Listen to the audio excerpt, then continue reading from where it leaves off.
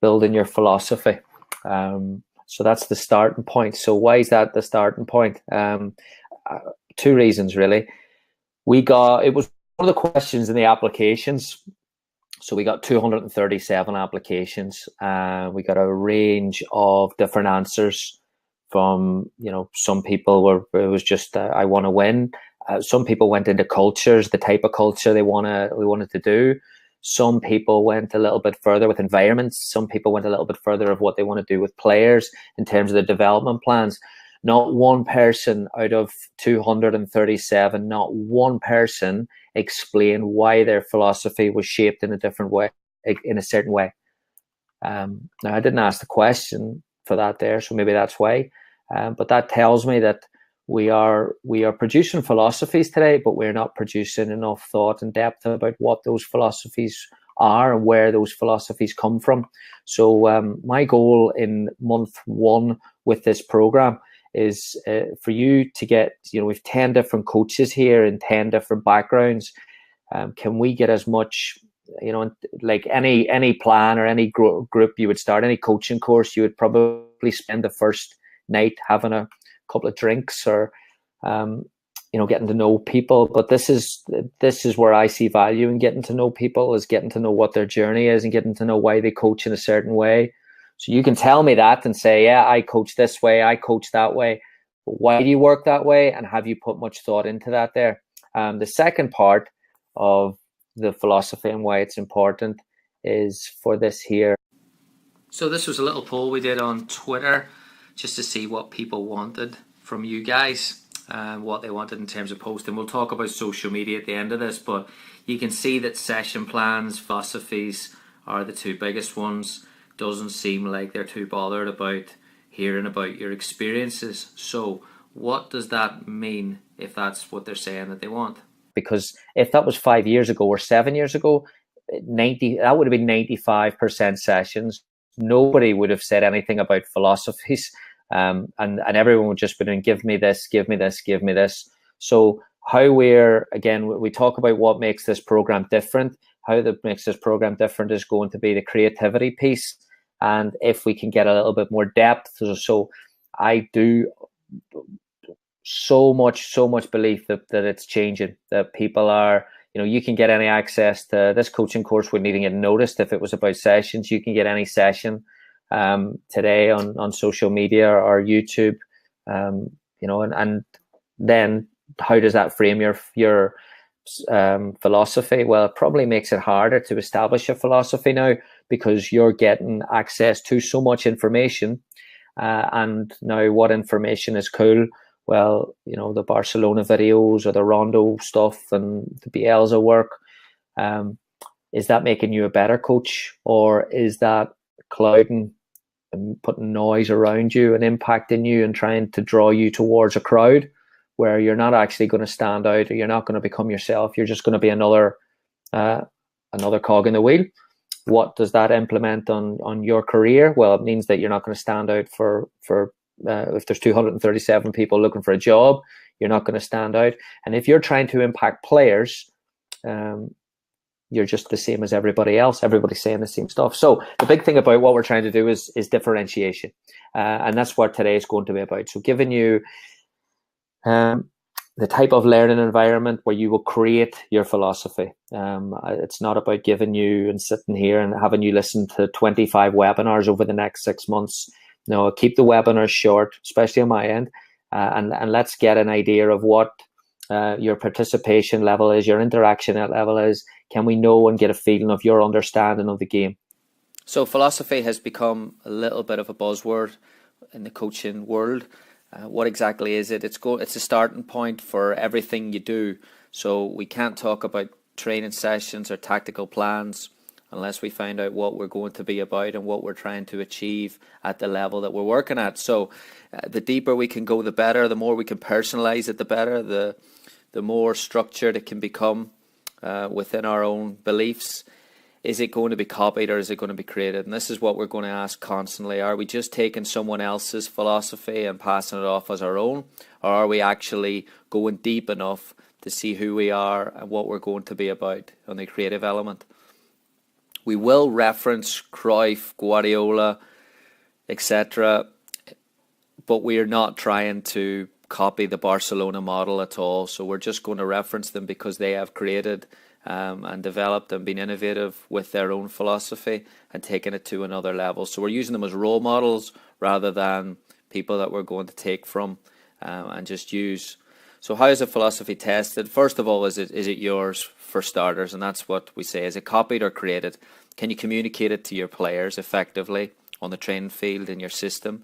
And then does it stand up to pressure on and off the field? Can you talk about it? Can you defend it? Can you constantly answer why you're doing certain things and reference back to the game? And creativity matters because that's the key part of what we're trying to build here. We've got to be creative. The personality piece means so much, and Johan Cruyff shows exactly why that is. Johan es la persona más influyente en el fútbol europeo de los últimos 40-50 años. No hay ningún personaje que haya dado tanto al fútbol como jugador y entrenador a la vez. Ha instaurado una forma de jugar en dos impresionantes clubes como el Ajax de Ámsterdam y el Fútbol Club Barcelona. ¿Podemos entender que el Barcelona jugara como juega ahora sin Cruyff? Imposible. Johan cambió la mentalidad del Fútbol Club Barcelona. El Barcelona actual, que en los últimos 10-15 años ha dominado Europa y ha dominado el mundo, no se podría entender sin su llegada. Otros entrenadores han ganado más que Johan como entrenador, igual, por ejemplo, yo. Pero Fabio Capello, o Arrigo Sacchi, o Mourinho. Pero el legado, el cómo ganar, la forma de jugar que se ha instaurado, que llegas, la introduces y la puedes mantener durante 20 años, solo pueden conseguirlo personas, genios absolutos. Ha sido la persona más importante de mi vida a nivel profesional. So the starting point for your philosophy is your personality, is your beliefs, is your background, is your passions. Every part of your life is going to be important if it's going to shape who you want to become as a coach.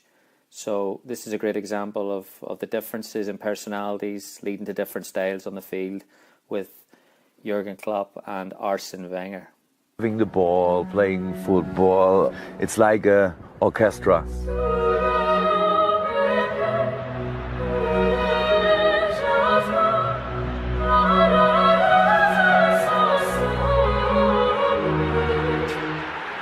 But it's a silent song.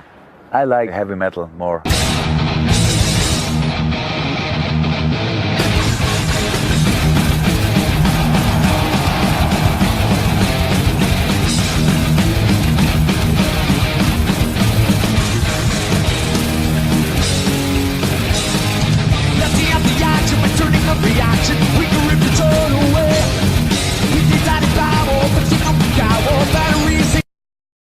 So the question we'll ask a lot over the next 6 months is why?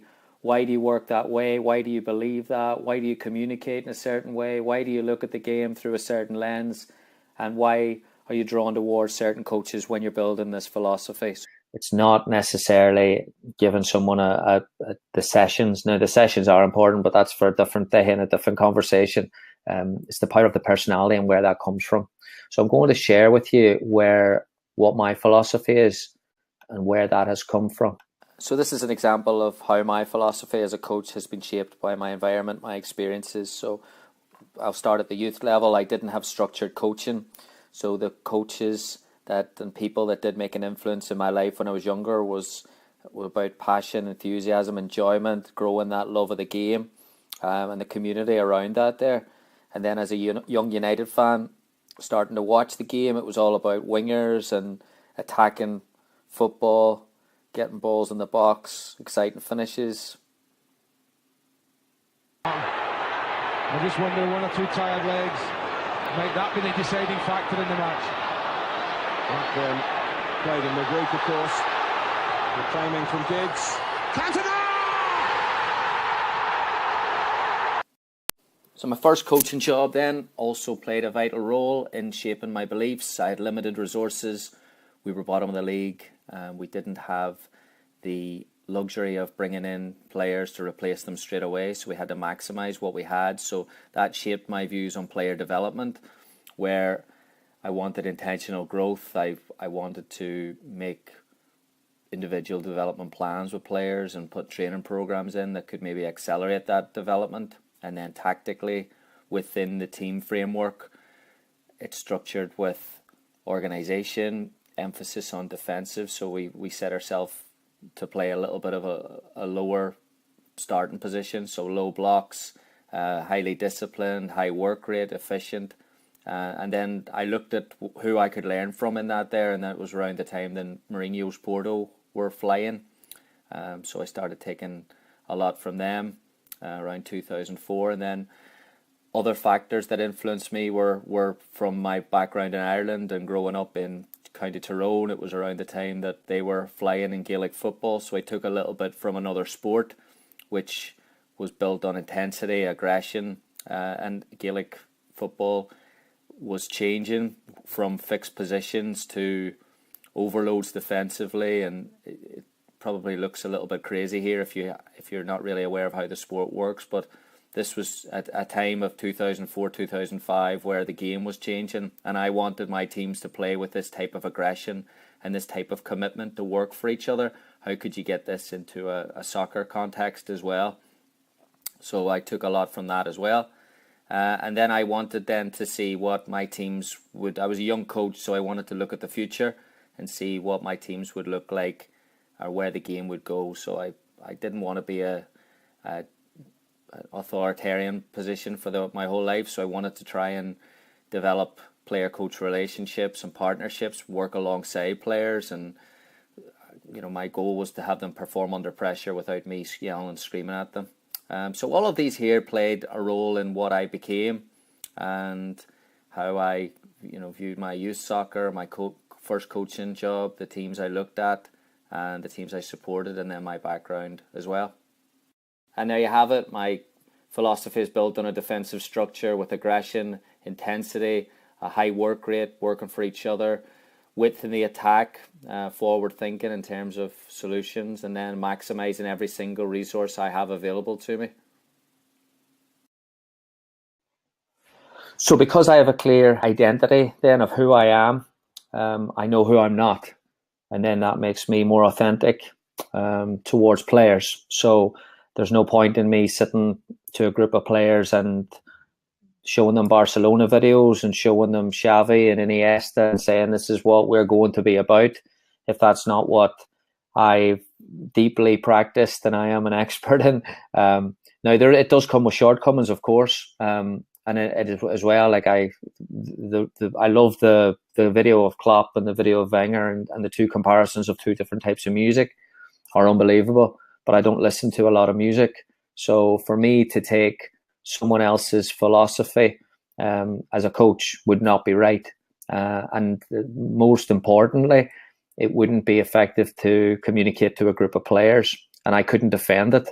So I don't know the intricacies of the Catalan culture. I don't know the intricacies of a type of football. And as well, I don't have those types of players. So I don't have Xavi, Iniesta, Messi. So I can't just grab that philosophy and put it with a college system. I expect it to work and expect players to embrace it and go with it.